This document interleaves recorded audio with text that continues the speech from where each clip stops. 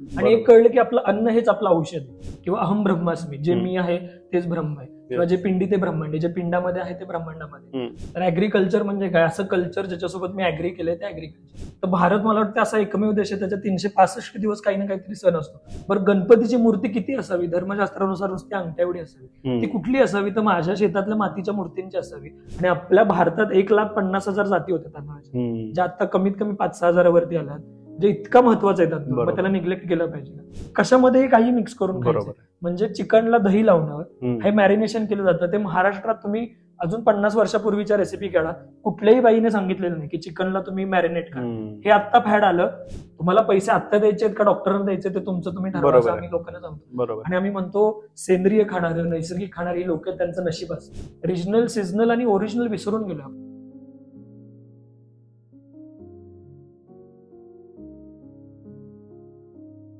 नमस्कार. designtemplate.io presents to cutting podcast मध्ये तुम्हा सगळ्यांचं हार्दिक स्वागत. आज आपण एक अशा व्यक्तीसोबत संवाद साधणार आहोत ज्यानं स्वतःचं इंजिनिअरिंगचं शिक्षण सोडून, जॉबचे एक आकर्षक ऑफर सोडून PIP ॲग्रो नावाची एक संस्था उभी केली आणि आज त्या माध्यमातून ऑर्गॅनिक फूड असेल किंवा देसी फूड असेल हे कस्टमर पर्यंत पोहोचवत आहे. आज आपल्या आसपास ही चर्चाच असते की देशी फूड असेल किंवा ऑर्गॅनिक फूड असेल याबद्दल आपण सतत शोधत असतो किंवा बघत असतो. मात्र ते आपल्याला नक्की ओरिजिनल मिळतं का, हा एक खरा प्रश्न आहे. आज आपण याच संदर्भात संतोष बोबडे या एका युवकासोबत संवाद साधणार आहोत आणि PIP ॲग्रोचा प्रवास तसेच ऑर्गॅनिक फूड आणि देसी फूड याबद्दल जाणून घेणार आहोत. चला तर मग. नमस्कार सर. नमस्कार. पहिलं तर मी तुम्हाला हे विचारेन की तुमच्या आमच्या वयाची जी पिढी आहे ती आता मोदकाकडून मोमोजकडे गेली, मातीकडून अपार्टमेंटकडे गेली. मग ह्या अशा परिस्थितीत आपण संस्कृती म्हणा किंवा पारंपरिक ह्याकडे तुम्ही कसे वळलात आणि ह्या प्रवासाला नक्की सुरुवात कशी झाली? जेव्हा इंजिनिअरिंग करत होतो मुंबईमध्ये, तेव्हा मुंबईमध्ये शिक्षण सगळं मुंबईला झालं. लहानपण गावाला गेलो होतं 6वी पर्यंत आणि तिथून मग मुंबईला गेलो. आणि आजीला फार शेतीची आवड होती. आजी खूप गोष्टी सांगायची शेतीच्या. आणि आपण भारतीय संस्कृतीचा विचार केला तर आपल्याला सगळी संस्कृती गोष्टीतून सांगितली, म्हणजे गोष्टी आपल्याला पटकन लक्षात राहतात आणि ते सारखं डोक्यात होतं. आणि शहरात गेलो तरी असं मन रमत नव्हतं, कारण गाव छोटीशी वाडी आमची, बाजूला नदी आहे, पावसाळ्यात झोपताना सारखा नदीचा आवाज येणार आणि अखंड झाडी आजूबाजूला. आता तरी रस्ता झाला नाही, तर पूर्वी आमच्या गावामध्ये पाऊस पडला की कोणी यायचं नाही, आमचे फक्त गाव आयसोलेट. आणि ते आता मला जर आठवलं तरी मी इमॅजिन करतोय ते इतकं भारी. मग शहरात आल्यानंतर रोगप्रतिकारक शक्ती खूप कमी होती माझी, म्हणजे मला 2 महिन्याला मलेरिया व्हायचा. आणि असं का होतंय. आणि इंजिनिअरिंग करता करता असं लक्षात आलं की अरे आपल्याला कदाचित ना असं बसून जॉब करायला नाही जमणार. मार्क्स चांगले होते आणि जॉब कुठेही मिळेल हे माहिती होतं, पहिल्यापासूनच अभ्यासात बरा होतो, त्याच्यामुळे काही प्रॉब्लेम नव्हता. मी म्हटलं चला हरकत नाही, आपण ना असं काहीतरी करूयात का, वेगळं काहीतरी. वेगळं म्हणण्यापेक्षा आपल्याला काहीतरी आवडतंय ते करूयात का. कारण तेव्हा त्या आजीच्या गोष्टी आठवायला लागलेल्या. आणि तेव्हा एक होतं कारवर पुस्तक वाचलं, विना गवाणकरांचं. आणि ते पुस्तक वाचल्यानंतर शेतीपेक्षा जो कारवर होता तो फार भावला, त्याचा जो स्वभाव होता तो फार भावला. आणि मगाशी म्हणालो तसं की आपण ह्याच्यामध्ये पाय टाकूयात असं वाटत होतं. आणि याच्यावरती रोगप्रतिकारक शक्तीवरती काहीतरी काम करायचं होतं. आणि संस्कृती जी होती, जो मी संस्कृती म्हणालात ना, म्हणजे आई जेव्हा सण करायची की गुढीपाडव्याला कडुलिंबाचा पालाच खायचा आहे, होळीला ह्याच्यामध्ये होळी बोंबलायचे होळीला आपल्याला, किंवा रंगपंचमी असेल किंवा बाकी सगळ्या गोष्टी, दिवाळीला. तर याच्या मागचं कारण काय असेल, म्हणजे आपले पूर्वजांना काही वेळ जात नव्हता म्हणून त्यांनी लिहून दिले, बरोबर, असं काही नसणार आहे. आणि ह्या सगळ्यांना वाचायला सुरुवात झाली. जी फिलॉसॉफी आपण म्हणतो, दर्शन म्हणतो, तत्वज्ञान म्हणतो, ते वाचायला सुरुवात केली. त्यामध्ये मला राजेंद्र भट सर आहेत, त्यांच्याशी ओळख झाली. आणि त्यांना मी ज्या दिवशी पहिल्यांदा भेटलो त्या दिवसापर्यंत मी नास्तिक होतो. आणि त्यांना मी भेटल्या विचारलं देव असतो का, तुम्ही देव बघितलाय का, तर मला हो म्हणाले. आणि मी त्यांना शेतीसाठी म्हणून भेटायला गेलेलो. आणि जवळजवळ त्या दिवशी आम्ही 1:30 वाजेपर्यंत फक्त याच्याशी चर्चा करत होतो. आणि मी स्वतः इंजिनिअरिंग बॅकग्राऊंडचा असल्यामुळे आपण लॉजिकली विचार करतो प्रत्येक गोष्टीचा, की खरं येते काय, नक्की देव आहे म्हणून नुसतं पाया नाही पडत, त्याच्या मागचं कारण कळलं पाहिजे. मग त्याच्यानंतर सगळं वाचायला सुरुवात केली आणि म्हटलं अरे काय भारी आहे, हे सगळं वाचलं पाहिजे आणि ह्याच्यामागे काहीतरी कारण आहे. आणि मी म्हटलं परत आपण जो मुख्य प्रश्न आपल्याला विचारला जातो की मी कोण आहे आणि माझ्या आयुष्याचं ध्येय काय, तर मला जे स्वतःसाठी सापडलेलं उत्तर येते की आपल्या आयुष्याचं ध्येय आपल्याला सुखी आणि समाधानी जगायचं. सुखी आणि समाधानी कसं जगता येईल, तर ते मातीत राहून जगता येईल आणि मोदक खाऊन जगता येईल. अपार्टमेंटमध्ये जगता येणार नाही, कारण आपण इतकं सगळं वाचलं. आपण कधीच असं वाचलं नाहीये की तुकारामांनी किंवा बुद्धांनी किंवा शंकराचार्यांनी कुठल्या तरी फ्लॅटमध्ये बसून तपश्चर्या केली, त्यांना जंगलात जावं लागलं. तर ह्या सगळ्या गोष्टीतून मग माझी सुरुवात झाली ह्या सगळ्याकडे बघण्याचा. आणि जेव्हा मी पुण्याला गेलो, तिथे एक अन्नदाता म्हणून संस्था होती, बरं. ते माझे गुरु होते, ते करोनामध्ये गेले. त्यांनी मला पहिल्यांदा मिलेट्स बद्दल माहिती सांगितली. 2023 वर्ष इंटरनॅशनल मिलेट इयर Millet होतं. मिलेट म्हणजे काय, ज्वारी, बाजरी, हो. नाचणी आणि बाकीची सगळी धान्य, आपली Yes. वरई वगैरे आहे. त्यांना डायबिटीज होता हम्म. आणि डायबिटीज मध्ये तुमची जखम तुम्हाला झाली की तिची घड बरी बरी होत नाही होत. तर ते तेव्हा मिलेट घेत होते, हम्म. फॉक्सटेल नावाचं, जे राळा महाराष्ट्रात बरं. सगळीकडे होत होतं पूर्वी. Yes. आणि त्यांची जखम बरी झालेली. हम्म. त्यांनी मला सांगितलं असं असं आहे, तर इम्युनिटीवरती सुद्धा मदत होऊ शकते. बरं. तर मी तेव्हा माझ्या याच्यामध्ये आहारामध्ये मिलेट चालू केलं. हम्म. मला स्वतःला डायजेशनचा प्रॉब्लेम होता. बरं. ब्राऊन टॉप नावाचं एक मिलेट असतं ज्याच्यामध्ये फायबर कंटेंट खूप असतो. हम्म. मग ते मी घ्यायला सुरुवात केली. त्याच्यासोबत योगा सुरू झाला, प्राणायाम सुरू झाला. आणि करता करता असं झालं की 2018ला जो मुलगा 2017 पर्यंत 2-2 महिन्याने आजारी पडायचा, ते 2018 ते 2025 पर्यंत मी हार्डली डॉक्टरकडे गेलो, म्हणजे गेलेलोच नाहीये. कोरोनामध्ये आम्ही भरपूर काम केलेलं आहे. कोरोनामध्ये आम्हाला कधीही कुठलाही आजार झालेला नाही, आणि झाला तरी आता बऱ्याच हे माहिती आहेत गोष्टी हो. की ज्याच्यामुळे आपल्याला घरगुतीरित्या बरं होत येतं. आणि बरोबर. एक कळलं की आपलं अन्न हेच आपलं औषध आहे, आहाराचं आहार हेच महत्त्व. औषध आहे. आणि आम्ही आमच्या सोशल मीडियावरती पण आमची शेवटची लाईन हीच असते की आरोग्यम धनसंपदा, याच्यावर बरोबर. काहीच नाहीये. बरोबर. आणि जर तुम्ही मूलभूत गरजा काय माझ्या, तर अन्न, वस्त्र, निवारा. आम्ही हम्म. अन्नावरती काम करायला सुरुवात केली. हे वस्त्र तुम्ही बघितलं तर हे खादीचंच आहे, या वस्त्रावरती काम करायला सुरुवात बरोबर केली. आणि निवारा परत येतो की माझ्या आजूबाजूला जे मिळतं, जी लाकडं मिळत आहेत, हम्म. जी दगडं मिळत आहेत, जी माती मिळते, त्याने माझं घर बांधायचंय मला. तर अशा सगळ्या गोष्टींमुळे हा सगळा प्रवास छान झाला. आणि ह्या सगळ्या प्रवासामध्ये फार मजा येते काहीतरी करायला. ग्रेट. तर समजा काहीच झालं नसतं हम्म. तर काय करायचं, मग नोकरी केली असती, हो. परत नोकरी 10 वर्ष केली असती, पैसे कमवले असते, परत याच्यात आलो असतो. पण हो. हे सोडलं नसतं, बरोबर. कारण की परत शेवटी आपल्याला सुखी राहायचं, छान राहायचं. बरोबर. म्हणजे जगत आणि आमचे गुरु सारखे म्हणतात, राजेंद्र भट, की तुम्हाला किती पाहिजे, म्हणजे खूप जास्त पाहिजे की थोडं पाहिजे. बरोबर. थोडं पाहिजे पण चांगलं पाहिजे. बरोबर. तर म्हणजे ह्या आपण एक फेमस वाक्य की जगण्यासाठी पैसे लागतात किती. किती लागतात. बरोबर आहे. Yes. तर आता असं तुम्ही छान बोलता प्रवास बोलता होता. एक गोष्ट तुम्ही बोलता बोलता बोललात की जो व्यक्ती देव नास्तिक होता किंवा देव मानत नव्हता, तो काही मोमेंट नंतर असं झालं की देव मानायला लागला. तर मग याच्यामध्ये तुम्हाला प्रश्न काय पडले आणि त्याची उत्तर काय होती? आता ते इंटरेस्टिंग गोष्टी काय होत्या की जेव्हा कुठलीही गोष्टीला हे प्रूव्ह करायचं तुम्हाला, तर सायंटिफिक आपण अप्रोच म्हणतो, हो. तेव्हा तुम्हाला असं लक्षात येतं की अरे याच्या मागे काहीतरी लॉजिकल रिझनिंग असली पाहिजे. हो. बरोबर. आणि मला स्वतःला फिजिक्स फार आवडतं. हम्म. आणि जेव्हा मी फिजिक्सचा अभ्यास करायला लागलो तेव्हा मला लक्षात आलं की आपल्यातले जे महावाक्य आहेत, एक तर आहे तत्वमसी, हम्म. म्हणजे तू तोच आहेस, किंवा अहम ब्रह्मास्मी, जे हम्म. मी आहे तेच ब्रह्म आहे, किंवा जे पिंडी ते ब्रह्मांड, जे पिंडामध्ये आहे ते ब्रह्मांडामध्ये. हम्म. आणि हे आपण म्हणतो, आणि फिजिक्स आपल्याला परत तेच सांगतो. तुम्ही क्वांटम फिजिक्सचा अभ्यास करायला गेला हम्म. किंवा बाकीच्या फिजिक्सचा अभ्यास करायला गेला तर 1900 मधून जे सगळे हे आलेत, थेरम्स आलेत किंवा हो. रूल आलेत किंवा नियम जे तयार झालेत, ते सगळे अनसर्टेनिटी, म्हणजे हाइसबर्ग अनसर्टेनिटी प्रिन्सिपल हम्म. किंवा आईन्स्टाईनचा जो प्रिन्सिपल आहे, बरोबर आहे. ते म्हणतात की कन्फर्म असं काहीच नाहीये, हो. सगळं वेगवेगळं आहे, सगळं सगळं छोट्या छोट्या गोष्टींमध्ये तुटलेले आहे. आणि आपल्या पूर्वजांनी तेच सांगितलं होतं की हे जग सगळं मिथ्या आहे, म्हणजे सगळं खोटं आहे का, तर नाही, सगळं खोटं नाहीये, हम्म. पण तुम्हाला जे दिसतंय ते सगळं खोटं आहे. मग परत तुम्ही बायोलॉजीचा अभ्यास केला की असं लक्षात अरे जर हे फूल आहे ना, हे मला वेगळं दिसणार आहे, हे कुत्र्याला वेगळे दिसणार आहे, हे माणसाला वेगळं दिसणार आहे, आणि जर मला इलेक्ट्रोमॅग्नेटिक वेव्ह दिसायला लागले तर हे जग माझ्यासाठी वेगळे आहे. म्हणजे आम्ही बरोबर आहे. गमतीने असं म्हणत होतो की समजा माणसाला एक्सरेज दिसत असते, आता हम्म. माणसाला सगळी हाडं दिसत असते, हो. त्वचा दिसलीच नाही, मग सुंदरतेची व्याख्या काय झाली, अरे तुझ्या हनवटीचं हाड किती छान आहे. हम्म. बरोबर आहे. तर ही सगळ्या गोष्टी परसेप्शन्स आहेत आपल्या. बरोबर आहे. मग हे सगळं कळल्यानंतर आणि अजून एक गोष्ट लक्षात आली की आपण जे म्हणतो ना की जे लिहिलेल्या असतात काही गोष्टी, लिहिलेल्या इन द सेन्स की तुम्हाला जितकं पाहिजे ना ते त्या वेळी मिळतं. आणि मी हा माझ्या जर्नी मधला अनुभव करतोय की हम्म. मला ह्या वेळेस इतके पैसे पाहिजेत, किंवा माझा ऍज अ बिझनेस म्हणून सेल डाऊन झालाय आणि मी ठरवलेलं असतं की अरे यावेळी हा सेल व्हायचा, किंवा एखाद्या माणसाची गरज आहे आणि तो माणूस तुम्हाला मिळतोय तेव्हा. आणि हे सगळे योगायोग घडून येत असतात.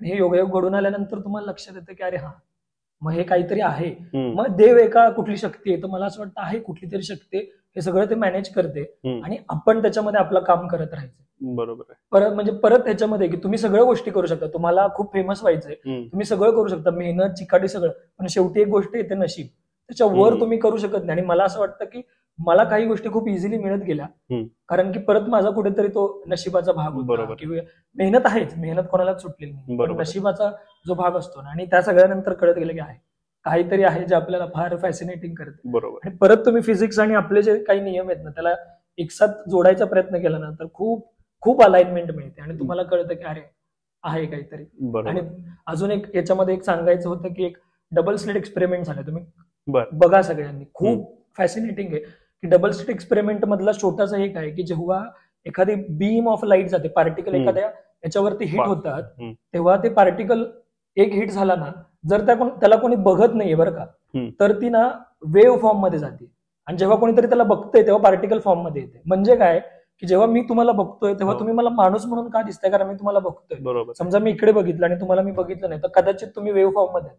हम्म. आता हे आणि ह्याचं उत्तर असं मिळालेलंच नाही की असं का होतंय जगामध्ये. बरोबर आहे. ज्याला मिळेल त्याला नोबेल प्राइज मिळणार बरोबर आहे. आहे. याची गंमत आहे. मग तुम्हाला Yes. परत प्रश्न पडतो की हे सगळं कसं. बरोबर. आता आपण बघतो की सोशल मीडिया किंवा आता सध्याच्या घडीला एक ट्रेंड असतो कुठल्याही गोष्टीचा, किंवा एक असं असतं की यानं केलं म्हणून मी करणार, किंवा तो करतोय म्हणून मी हे केलंच पाहिजे. ही एक लाट आहे, सुप्त लाट. आणि मग यामध्ये तुम्हाला असं कधी भीती नाही वाटली की मी आता या एज पर्यंत नास्तिक होतो, आणि जर मी अचानक म्हटलो की मी आस्तिक आहे, तर माझ्या तो अस्तित्वावर प्रश्नचिन्ह उभं राहिला, अशी भीती वाटली तुम्हाला कधी?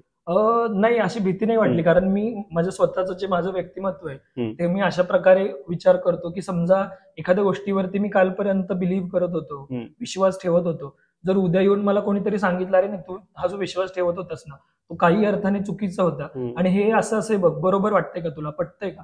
आणि जर मला ते विवेकी विचार करून वाटतंय की अरे नाही हे पटतंय बरं का, हे बरोबर खरंच आहे, तर आपल्याला विश्वास ठेवायला काहीच हरकत नसतो. बरोबर आहे. मग तो ऍटिट्यूड होता. Yes. शेवटी कसं आहे की परत तुम्हाला म्हणजे ते नसतं का की तुम्हाला ती खोटीच भूमिका, नाही मी नास्तिकच होतो मग मी देवाला नावं ठेवणं की हल्ली कूल झाले आपल्याकडे बरोबर आहे. ह्याच्यामध्ये, किंवा हे सगळं म्हणजे काहीच नाहीये, हम्म. देवळं म्हणजे काहीच अर्थ नाही, हम्म. ह्या सगळ्याला म्हणणं कूल झालंय. पण मला जर त्याची महती कळली हम्म. आणि मी तोच खोटेपणा माझ्या अंगामध्ये सारखा बिंबवत गेलो, तर मग जगण्याला काहीच अर्थ नाही. तुम्ही बरोबर. कदाचित उद्या असं झालं की अजून एखादी छान काहीतरी गोष्ट आली आणि ज्याच्यामध्ये मला पूर्ण विश्वास बसला की नाही हे काहीतरी घडलेलं आहे, तर हम्म. कदाचित होईल मला त्याच्यावरती विश्वास, कारण परत विचारधारा तुमची बदलत राहते. बरोबर आहे. म्हणजे मला तुम्हाला सारखं ते कळत जातं. त्या मोमेंटनुसार काय विचार येईल आणि काय तुम्हाला खरं वाटेल हो, हे जास्त ह्याचं महत्वाचं महत्वाचं आहे. आणि तुम्हाला शेवटी तुमचा विवेक सांगतच असतो की काय खरंय काय खोटंय, तुम्हाला काय बरोबर वाटतंय. आणि अल्टिमेटली हे जे चूक बरोबर आहे ना, हे माझ्यासाठी घातक आहे का चांगलं आहे, म्हणजे मला असं वाटतं की ही जी काही फिलॉसॉफी सगळी आहे ना, याच्यामध्ये मला म्हणजे what is the benefit of spirituality असा प्रश्न एका स्वामींना विचारला. बरं. तर हार्वर्ड युनिव्हर्सिटीमध्ये बरं का, आता ह्याचा अभ्यास इतक्या लांबपर्यंत चाललाय आपल्याला माहिती नाही, तर ते म्हणाले की किती लोक आहेत ज्यांना मोक्ष मिळेल ह्याचा अभ्यास केल्यावर, तर 1%, कदाचित 1 लाखामधल्या एका माणसाला मोक्ष मिळेल. मग याचा काय फायदा आहे? तर ते म्हणाले याचा फायदा इतकाच आहे की तुम्हाला ना जे टेन्शन असतं, तुमचा जो स्ट्रेस आहे ना, तो तुमची इंटेन्सिटी कमी होईल. तुम्हाला कुठल्या गोष्टीवरती कसं बिहेव्ह करायचंय, कसं रिॲक्ट करायचं हे कळेल. आणि मला वाटतं हेच मर्म आहे आपल्या दर्शनाचं, की कितीही समस्या येऊ दे, मी खंबीरपणे उभा आहे. म्हणजे जिथे लात मारेन तिथे पाणी काढेन, असं आपण जे म्हणतो ना, ते आपल्याला फिलॉसॉफी शिकवते. कारण सगळ्यांना तुकारामांसारखा मोक्ष नाही मिळणार. बरोबर आहे. पण हा, जगण्याची जिद्द मिळते ना आणि छान जगता येते ना, मग पुलंसारखं मी आनंद यात्री आहे ना, वरती जाऊन मला सांगायला पाहिजे. बरोबर तर आहे. ही फिलॉसॉफी. एक्झॅक्टली. आता तुम्ही PIP अॅग्रोच्या माध्यमातून काम करताय बऱ्याच वर्षापासून, आणि मग तुम्हाला मला हे विचारायला आवडेल की तुम्ही तुमचा जो कंटेंट आहे तो आम्ही बघितला, किंवा तुमचा जो प्रवास आहे तो आम्ही त्याचं ऑब्झर्वेशन केलं. त्यामध्ये एक गोष्ट आहे की शेती असो किंवा रसायनमुक्त अन्न असो, आणि त्याच पद्धतीनं आपण बिभत्सपणे जे साजरे करतोय ते सण असो, तर हे सगळं बोलताना तुम्ही एकदम तळमळीनं बोलता. तर ही तळमळ नक्की आयडेंटिफाय कुठं झाली तुम्हाला, आणि ती आली कशी तुमच्यामध्ये? आता जेव्हा आपण ऍग्रिकल्चर असं म्हणतो ना, तर ऍग्रिकल्चर म्हणजे काय, असं कल्चर ज्याच्यासोबत मी ऍग्री केलंय ते ऍग्रिकल्चर. येस. म्हणजे ज्याच्या आता कल्चर शब्द आहे, कल्चर हो. म्हणजे काय, संस्कृती. संस्कृती. 12,000 वर्षापूर्वी जी शेती सुरू झाली, बरोबर आहे. ती शेतीची सुरुवात लोकांना छान मजा येत होती हे काम करायला. म्हणजे एखादं तुम्ही काम आवड म्हणून करायला लागला तर ते काम राहत नाही. बरोबर मग त्याच्यासोबत आपल्या पूर्वजांनी विविध सण जोडले, की ते सण जोडण्यामागचं परत कारण काय होतं की नुसतं सण जोडायचे नव्हते. तर भारत मला वाटतं असा एकमेव देश आहे त्याच्या 365 दिवस काही ना काहीतरी सण असतो. पौर्णिमेला पोळ्या असतात, अमावस्येला काहीतरी असतं, प्रत्येक दिवशी काहीतरी असतं. आणि हे का होतं, तर मला शेती करताना कंटाळा नाही यायला पाहिजे किंवा श्रम नाही वाटलं पाहिजे, आणि त्या श्रमातून विरंगुळा झाला पाहिजे. परत ते जे सण आहेत त्याचा आहाराशी जोडले गेले होते. म्हणजे तुम्ही भोगीचा सण आहे, भोगीच्या सणा दिवशी आपण बाजरीची भाकरी खातो. बाजरीचीच का खातो, कारण उष्णता आपल्या शरीराला हवी असते, बाजरी उष्ण असते, त्याच्यावर तिळच लावायचे, मोहरी काणे लावायचे, त्या तिळामध्ये तेल असतं आणि ते तेल आपल्या शरीराला चांगलं असतं. बरं, भोगीच्या दिवशी आपण सगळ्या भाज्यांची मिक्स भाजी करतो. त्याचं कारण काय की एक तर त्यावेळेस आपल्या शेतांमध्ये सगळ्या भाज्या आलेल्या असतात. सगळ्या भाज्या येण्याचा सीझन हिवाळ्यात असतो, कारण हिवाळ्यात थंडी असते आणि आपल्या जी पोट असतं त्याची अग्नी चांगली प्रज्वलित असते. तुम्ही हिवाळ्यात काहीही खाल्लं तरी तुम्हाला ते पचतं, आणि म्हणून जे काही मिक्स खायचं ते हिवाळ्यातच खायचं, बाकी कुठल्याच सीझन मध्ये खायचं. मग तुम्ही प्रत्येक असा सणांचा अभ्यास करत गेला ना, तर तुम्हाला लक्षात येईल की प्रत्येक सण हा आपल्या आहाराशी निगडीत आहे. बरोबर. म्हणजे त्याचं एक सोपं उदाहरण असतं, उन्हाळा त्यागी, पावसाळा रोगी आणि हिवाळा भोगी. म्हणजे उन्हाळ्यात जे काही असेल ते त्यागायचं, म्हणून आपले पूर्वज उन्हाळ्यात फक्त आंबील खात होते नाचणीचं. पावसाळा रोगी म्हणजे पावसाळ्यात रोग होता, तुम्ही जास्त हे केलं तर. म्हणून पावसाळा आला की लगेच बेसनचे भजे करणे हे खूप चुकीचं आहे, कारण आपलं पोट खराब होतं. आणि बरं. हिवाळा भोगी का? कारण भोगण्यासाठी, म्हणजे काही हिवाळ्यात खाऊ केलेला शकतो. व्यायाम, हिवाळ्यात खाल्लेलं हे सगळं आपल्याला पचतं. ओके. आणि त्यामुळे हिवाळ्यात दणकट होतं. आणि म्हणून आपल्या पूर्वजांनी भोगी नावाचा सणच केलाय की हम्म. भोगा, तुम्हाला जे काही बरोबर आहे. भोगायचं ते हिवाळ्यात भोगा. Yes. सणांकडे जेव्हा मी बघायला गेलो तेव्हा मला असं, मी मगाशी बोललो की त्याच्या मागचं काहीतरी शास्त्र आहे. हम्म. जेव्हा गुढीपाडव्याला माझी आई मला कडुनिंबाचा पाला खा म्हणते, कारण उष्णता वाढलेली असते, माझ्या शरीरात पित्त होतं, आणि जेव्हा पित्त होतं तेव्हा काहीतरी कडू खायचं असतं. हम्म. बरं, काहीतरी कडू खायचं म्हणून सगळे खाणार नाहीत, म्हणून गुळ पण द्यायचं बरोबर. मला त्याच्यासोबत, बरोबर. म्हणून गुळ पण खायचं. म्हणून ती चैत्र पालवी आपण म्हणतो, म्हणजे हम्म. आपण निसर्गामध्ये होणाऱ्या प्रत्येक गोष्टीचं खूप आनंदाने स्वागत करत असतो. Exactly. अक्षय तृतीयेला आपण पहिली लागवड करतो. 3.5 मुहूर्तांपैकी 3 मुहूर्त आहेत, त्याच्यामधला पहिला मुहूर्त हा आहे. हो. कारण अक्षय तृतीयेला जेव्हा तुम्ही बी लावता तेव्हा बरोबर गणपतीच्या पुढे मागे तुमच्या घरामध्ये तुम्हाला भाजी येते. हम्म. गणपतीला लागणारी, गौरीला लागणाऱ्या ज्या भाजी केली जाते ती सगळी भाजी तुम्हाला तोपर्यंत मिळते. म्हणजे काकडीपासून आपण जो देतो बरोबर आहे. पानावरती. हो. आणि ह्या सणांमागे काहीतरी कारण आहे. बैलपोळा असेल, आता गणपतीच्या 21 पत्री आहेत. हम्म. गणपतीच्या 21 पत्री काय आहेत? कारण ती मुलगी जेव्हा माहेराला सासरी जाणार असते तेव्हा तिला ते 21 झाडांची नावं माहिती आहेत. अर्जुन कशासाठी उपयोगाचं आहे, हम्म. पळस कशासाठी उपयोगाचं आहे, त्या अर्जुनाचा काढा पिल्यानंतर काय होतं, बरोबर. आयुर्वेदामध्ये अर्जुनारिष्ट कशासाठी सांगितलंय. हम्म. जर ते तिने केलं नाही तर तिच्या पुढच्या पिढीला ती काय करणार? मग क्रोसिनच्या गोळ्या द्यायच्या का? तर नाही बरोबर. द्यायचं, काहीतरी पाला दिला पाहिजे. आणि बरोबर. तिला ती माहिती माहेरात असतानाच पाहिजे, म्हणून तिला ते सगळं सांगितलं जातं. आणि त्याच्यानंतर मग जेव्हा ती सासऱ्याला जाईल तेव्हा ती पुढच्या पिढीला ते शिकवेल, कारण ती माहिती. आता काय प्रॉब्लेम झालाय, आपण 21 पत्री मार्केटमधून ऐकतोय, त्या 21 पत्र्यामधल्या मला 10 पत्री कुठल्या असतात ते पण माहिती नाही. हो. पत्री म्हणजे पानं हे पण माहिती नाही. बरोबर आहे. नुसते साजरा करायचे म्हणून सण साजरा एक करायचा. चार्ट तो मिळतो, तो संपलं. घ्यायचा, तो द्यायचा, हा. झालं. आणि किती झाडं तोडतायत, हम्म. किती झाडांची पानं तोडायची. बरं, गणपतीची मूर्ती किती असावी? धर्मशास्त्रानुसार नुसती अंगठ्या एवढी असावी. हम्म. ती कुठली असावी? तर माझ्या शेतातल्या मातीच्या मूर्तींची असावी. का असावी? कारण माझ्या शेतातल्या माती परत मी तलावामध्ये विसर्जित करणार आहे. हम्म. त्या तलावातली माती परत मी माझ्या शेतात टाकणार आहे. म्हणजे सायकल पूर्ण होते. बरोबर निसर्गामध्ये आहे. सायकल आहे. Exactly. निसर्गामध्ये जलचक्र जसं असतं तसं निसर्गाचं चक्र आहे. Yes. सुरुवात झाली की शेवट व्हायला पाहिजे. बरोबर. मग आम्ही 10-10 फुटाच्या 15-15 फुटाच्या मूर्त्या आणायच्या, हम्म. त्या प्लास्टर ऑफ पॅरिसच्या बनवायच्या, आणि त्या प्लास्टर ऑफ पॅरिसच्या बनवून परत गटारामध्ये फेकायच्या. म्हणजे तुम्ही बरोबर. बरेच व्हिडिओ बघितले असतील. Yes. म्हणजे मी माझ्या देवाला मी इतकं वाईटपणे क्रूरपणे. वागू शकतो का? हम्म. नाहीच वागू शकत. बरं, माती माझ्या, आता आम्ही त्याच्यावर एक व्हिडिओ केला होता की शाडूची मूर्ती पण काही निसर्गपूरक नाहीये. हम्म. ती कुठे निसर्गपूरक आहे? गुजरातमध्ये, कारण गुजरातमधली ती माती. माती आहे. मला बरोबर. बऱ्याच कमेंट आल्या, नाही कोकणात तर आम्ही किती वर्षापासून शाडूची मूर्ती करतोय. मी म्हंटल कोकणातल्या कुठल्या नदीत शाडूची माती मिळते सांगा.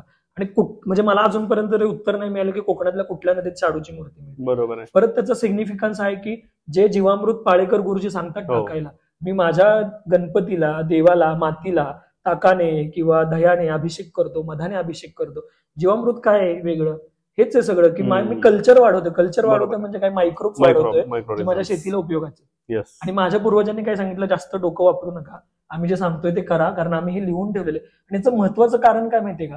की आपल्या ह्याच्यामध्ये जेव्हा कास्ट हा प्रकार येतो ना, ब्राह्मण, क्षत्रिय, वैश्य, हो. शूद्र, आता ह्याचा ब्राह्मणाचा अर्थ असतो ब्रह्म जाणणारा. हम्म. ब्रह्म जाणणारा म्हणजे हुशार. हम्म. कारण की तुम्ही परत अभ्यास केला की अगदी म्हणजे वैश्याच्या मुलापासून ते कनिष्ठ जातीपासून सगळ्या लोकांमध्ये पदापर्यंत गेलं. हम्म. म्हणजे नदीचं कुळ विचारायचं नसतं, तसं नदीचं मूळ आणि आणि ऋषीचं ऋषीचं कुळ कुळ. विचारायचं नसतं, कारण तो सगळ्या जातीतला होता. हम्म. तर जो ब्राह्मण होता त्याला ते कळत होतं, म्हणजे तो हुशार व्यक्ती होता. हम्म. कदाचित सगळ्यांची मेंटल कॅपॅसिटी ती असते का? हम्म. नसते. म्हणून काही लोकांनी फॉलो करायचं असतं, म्हणून काही फॉलोअर असतात बरोबर. आणि काही जे असतात जे ज्यांना फॉलो केलं जातं.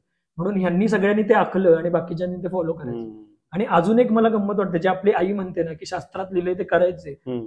ते कदाचित तिला अर्थ माहिती नसेल, पण त्याचा बेनिफिट काय झाला की हे कुठे नष्ट नाही झालं, हे बरोबर. टिकलं फॉलो आतापर्यंत. होत गेलं. आपण कितीही खूप सो कॉल्ड मॉडर्न जरी झालो ना, तरी आपण कुठे नाही देवाला पाया पडतो, किंवा आपण बरोबर आहे. आपल्या वेळाची पूजा करतो, किंवा आपण बरोबर. आपल्या लॅपटॉपची पूजा करतो. आपण बरोबर. मान्य करतो की याच्यामध्ये जीव आहे हो. आणि तांदळामध्ये जीव आहे. सगळ्या गोष्टी, याचा जर कल्चरल एव्हिडन्स पकडला तर खूप गोष्ट होते. आता तांदूळ, ज्या प्रकारे आता विषय निघाला की तांदूळ ही जी गोष्ट आहे, आपण आता डायबिटिक तांदळाने होतो, लठ्ठपणा तांदळामुळे होतो, हम्म. पण ते कुठल्या तांदळामुळे होतो?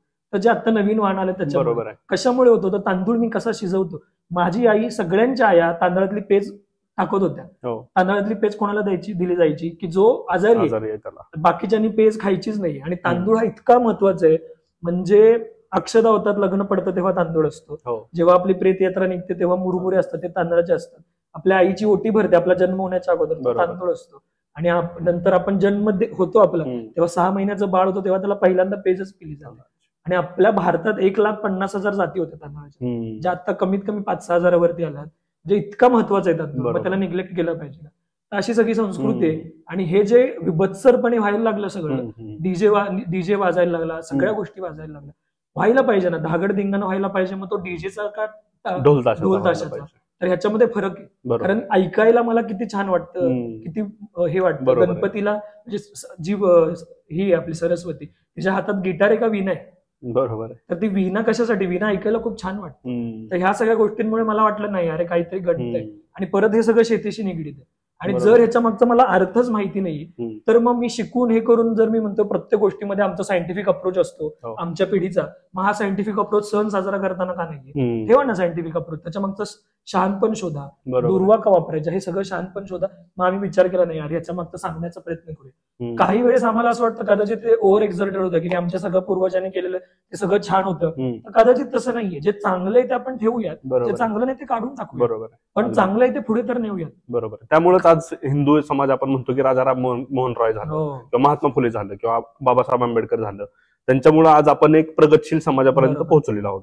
आता हे सगळं तुम्ही केलं किंवा हे सगळं शिक्षण वगैरे सगळं सोडून, तुमचं इंजिनिअरिंगची पदवी सोडून तुम्ही इकडे शिफ्ट झालात, मग याला घरच्यांचा विरोध होता? आता सुरुवातीला जरा विरोध होता, कारण मार्क्स चांगले होते, घरातल्यांना माहिती होतं की चांगली नोकरी वगैरे लागेल. पण आई होती, आईला पण शेतीची आवड आजीमुळे, आणि कुठेतरी ते नसतं का आपल्या डोक्यामध्ये असतं ते की आपल्याला हे करायचंय. तर पहिल्यांदा आईचा पण थोडा हे झाला की अरे पहिल्यांदा, आणि मुख्य जी समस्या होती की माझ्या बाबांचं म्हणणं होतं पहिल्यांदा लग्न कर, म्हणजे नंतर शेती कर. की लग्न केल्यानंतर, शेतीत गेल्यानंतर तुला मुली मिळतील का, हा मोठा प्रश्न आहे. हा प्रश्न आहे या पिढीसाठी. तर मग सुरुवात केलेली जेव्हा करायला, तेव्हा घरातल्यांना मी खोटं बोलून पुण्याला गेलेलो. जे अन्नदाता संस्थेचं नाव सांगितलं, मी घरातल्यांना सांगितलं मी इंजिनिअरिंगची नोकरी करायला चाललोय, आणि मी त्या संस्थेमध्ये गेलो. एज्युकेशन लोन होतं माझं, त्यामुळे मला पैसे कमवायचेच होते, त्याचा हप्ता भरायचा होता, नोकरी करणं गरजेचं होतं. पण डोक्यात कुठेतरी होतं की ह्या अंगाने काहीतरी व्यवसाय करायचा. मग 2-3 वर्ष नोकरी केली. आई बाबांना लक्षात आलं की हा काहीतरी आवडीचं काम करतोय, लोकांपर्यंत पोहोचतोय, आणि लोकांपर्यंत पोहोचल्यामुळे त्याचं सगळं इकॉनॉमिकली भागतोय सगळं, आमच्याकडून काही पैसे मागत नाहीये. त्याचा जो व्यवसाय सुरू केला त्याने, तो स्वतःहून सुरू केला. आणि माझ्या ज्या व्यवसायाचा जो पहिला प्रोडक्ट होता, बाजरीचा लाडू आम्ही सुरू केला, तो माझ्या आईने बनवलेला.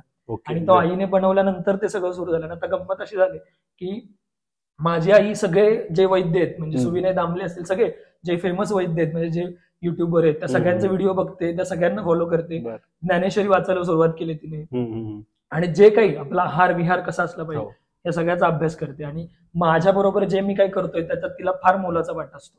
बाबांचा अजून पण असं पूर्ण सपोर्ट नसतो, पण बाबांना ठीक आहे, बाबांना कळलं हा काय ऐकणार नाहीये, आपण याला जे काही करतोय ते करून द्यावं. पण आता विरोध नाहीये दोघांचा, कारण दोघांना कळले. आणि आमच्या घरामध्ये असं झालं की जे काही आम्ही करतोय ते आम्ही सगळं घरामध्ये खातो. त्यामुळे माझ्या आई वडील, बाबा 58, आई साधारण 55-54, तरी आमच्या घरामध्ये कोणालाही डायबिटीज, कोणालाही ब्लड प्रेशर नाहीये. कारण त्यांना हे कळलं की आपण जे खातोय त्यामुळे आपलं आरोग्य छान राहतं. बरोबर. आणि ह्याची माहिती कळली.